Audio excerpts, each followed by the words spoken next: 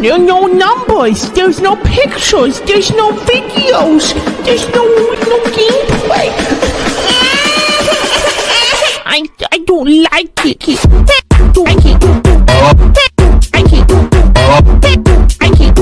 Yo, good morning, good afternoon, good evening. Hope you guys are doing well. Hope everyone's having a good day so far. Today, we're going to get back into Sunrise Stories. The story we're going to be going over today is Homestead. So, I actually wrote this story when we had like a little community event in the Freedom Sunrise Discord server when I was in it. It was this whole thing where I guess new imagery had been shown off from Freedom Sunrise, and there was a cat, and the whole community, there was like a community vote thing where we had to vote on the cat's name. The name that got picked was Snowberry. So I wrote a story based around that cat, and I wrote it literally, it didn't take too long to write it. It was actually like really quick, but I did want to add it into Sunrise Stories because I tied some things in to make it, you know, correspond to luck of the draw. So let's get into it. I was actually really happy with how the story turned out. So, a rooster crowed as the sun began to rise. I heard it loud and clear. I stretched and let out a huge yawn, then got up and went to grab some breakfast to start my day. I didn't have a whole lot to eat. The past year had been a handful to deal with. Between the sky turning purple to a bunch of dark creatures destroying our crops, it was hard to recover what little we had left. I grabbed my favorite fruit out of a jar and set it on the table, sat down and took a long look at it. I knew that if things didn't start getting better, I had to sell my farm to Valerian. So, his favorite fruit was Snowberry, so again, I'm going to tie a lot of things together here but to make it work. But yeah, let's keep going. Snowberry was a fruit that came from Snow Hill, only grew in the winter, and that was slowly approaching. It surprised me that nothing else had been growing since last year. My only hope now was praying that snowberries would be my saving grace for my farm and home. With my breakfast finished, I stepped outside taking the fresh air.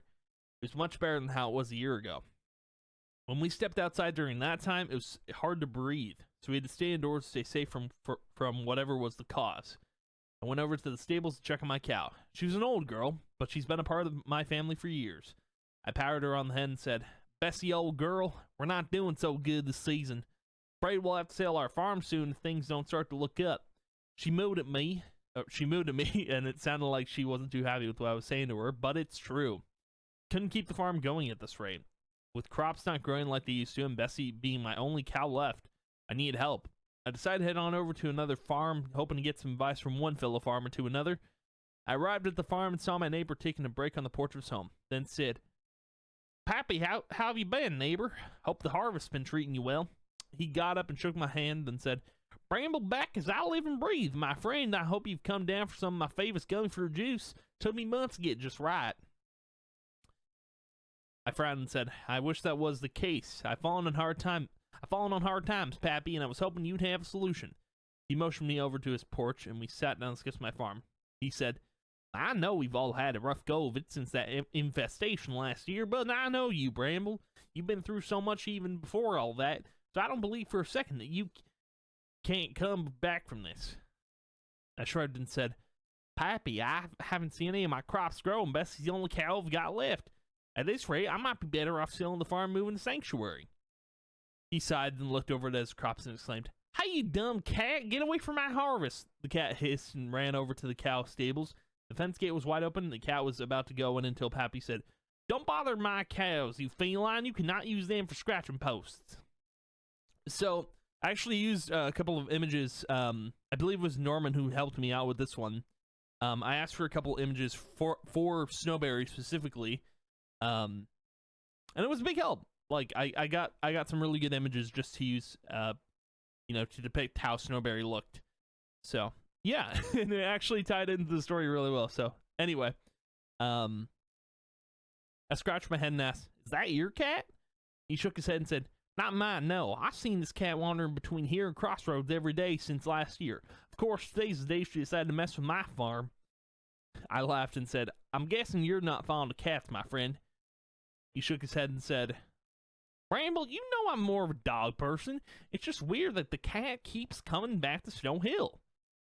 I kneeled down to look at the cat and saw that she had no collar and said, seems like she's a stray. Maybe she keeps coming back up here because she's trying to find someone who will take care of her. He sighed and said, well, if that's the case, she can keep looking. I'm still looking to adopt a dog one of these days to protect my cattle. Cat stared at me, probably knew I wasn't much of a dog person. Then Pappy said, you know what you need? Someone to keep you company through the harvest. And I think our feline friend here is just that someone. I turned to him and said, that doesn't sound like a bad idea, Pappy. I think I'll adopt her. He smiled and asked, you got a name for her? I thought about it and said, nothing that comes to mind yet. I guess it'll come to me later. He nodded and said, might be a good idea to give Luca a visit. I've heard besides food for Snow Hill residents, he also makes food for the local animals. I smiled and said, good idea. I'll bring her with me so we can find out what food she likes. He gave me some coins to buy the food, and I went to Snow Hill to see what Luca was cooking up. So I do want to mention something here, because I did actually share this story earlier, like when I first wrote it, I shared it with the community. Dude, people hated this. Like, there were some people in there that were like, you're an idiot for writing this. And I was like, whoa, it was crazy, dude, because I wrote it and the one, like, I swear to God, people were like criticizing it so heavily. They were like, I'm a college, I write essays better than this. I'm a college student. I can write better. Like, it was something like that. Something along those lines. I don't remember exactly. The one thing I do remember, though, is they were criticizing how, why is he taking care of a cat? His farm's about to go under. And I'm just like, it's not that deep, dog. Like, it's not that deep. But, like, what people didn't read in the story was that when I think I wrote this in, the fact that Pappy gave him coins to go and buy this food, like, there you go. I guess that has to be there. Like, people freaking out that, oh my God, why is he taking care of a cat when his farm's about to go under? Like, oh geez. It's not that deep, but I guess I felt like I had to write it in to be like, here you go. I guess things make sense now. Economy, whoa. It's dude, it's not that deep, but yeah. People really hated that I wrote this. Apparently, they were just so angry and frustrated that I decided to write something, and they were like, this is a children's book. I could write 12 things better than this. It's super silly. But anyway, let's continue. Snow Hill was a short walk, considering my farm was right outside the entrance. I entered with my new cat on top of my hat and walked over to Luca's cafe. I arrived and was waiting in a small line. Luca was serving a couple customers all ready to start the day, but I didn't mind waiting since I've been very patient about my crop growth. Finally, I was up next and he asked, Farmer Brambleback, good to see you. How goes the harvest? I rubbed the back of my head and said, very slow going. Luca DeFleur, I was hoping you could help me out. I pointed out my feline friend that was on top of my hat. She jumped from my hat to the counter and meowed. He said, I see you're a new pet owner and are needing my famous cat food. I chuckled and said, yeah, Pappy said you might be able to help, and I'm fairly new to taking care of house pets. He nodded and handed me a huge bag of cat food, then said, that should last this little gal at least 6 months. I'll be whipping up another batch before then, so if you're running low, swing on by, and I'll sit you up in their bag. I nodded and said, appreciate it. Hopefully she likes food. I know everyone in Snow Hill loves your cooking, Luca.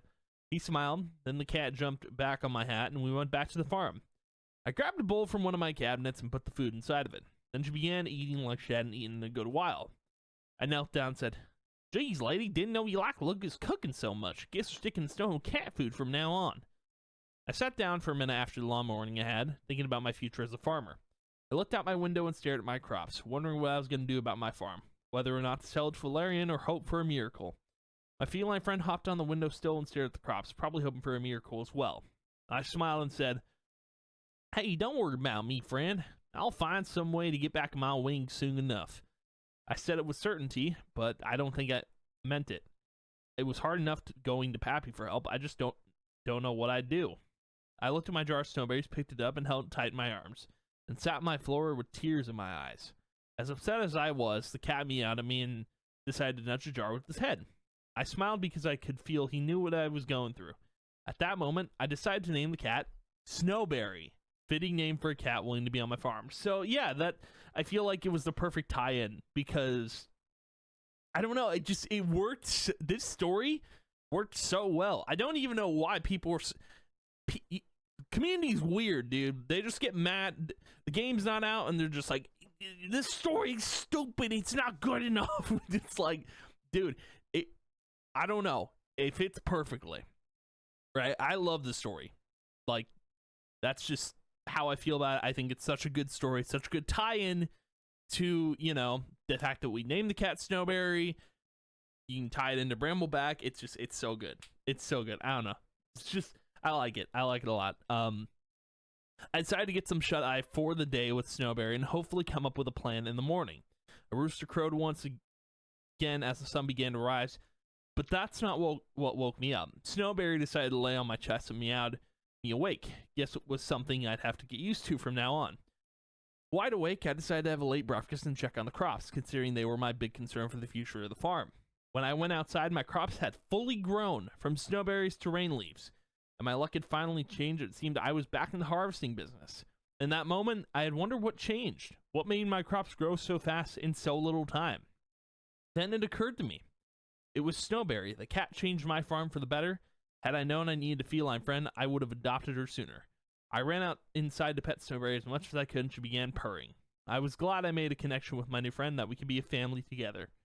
Someone knocked at the door, and I opened it up, and Pappy was standing there and said, "Well, howdy, neighbor. I brought you a few of my cows to help out at the farm. Well, we got to stick together at times like these."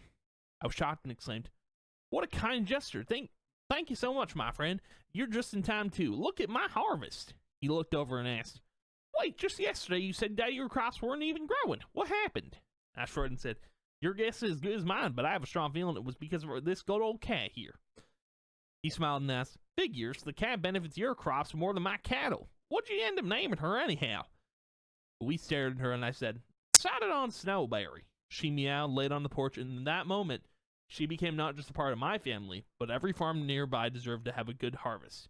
Snowberry saved my farm is without a doubt my home. So the whole end of the story is Snowberry is kind of this lucky cat that helps make crops grow, and I think that's kind of a good fitting story to Snowberry. Snowberry is this really lucky cat, and that's why she keeps coming back to Snow Hill to help the farmers. So I don't know, I really like that story. If you hate it and you really question why Brambleback was able to adopt a cat and take care of it even though his farm was going under, I think you have problems. I really do. It's not that deep, man. But I think it's a really good story. That's just me though. You know, I like simple stories. This story was simple. Don't read too deep into it. All right, this isn't like it's about a cat, dude. It's about a cat. Meow. Okay. Anyway, that's Homestead. Hope you guys enjoyed the story. Also hope you guys enjoyed the video. If you did, thank you. I appreciate it a ton. And I will see you guys in the next video. Bye!